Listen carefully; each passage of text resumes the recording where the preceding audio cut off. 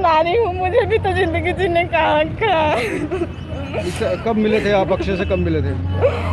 2 महीना। जी हाँ दोस्तों, जैसा कि आप सब स्क्रीन पे देख पा रहे होंगे कि आरती की इस हालत का जिम्मेदार उनके परिवार वाले और उनके घर वाले और उनके भैया भाभी और ये उनके एक जिया थे।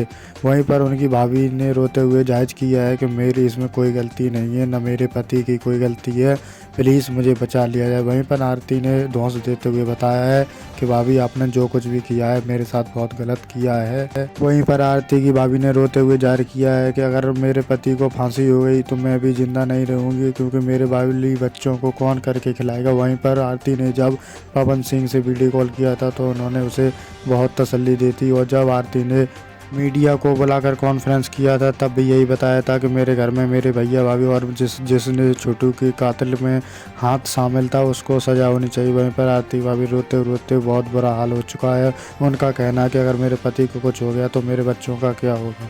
सबका सपोर्ट होने के बावजूद भी आरती इस नतीजे पे पहुंच चुकी है। उसने सोचा है कि मेरे छोटू के कातिलों को सज़ा मिलनी ही चाहिए। वहीं पर उसने पवन सिंह से बात की थी तो उन्होंने भी उसे बहुत तसल्ली दी थी।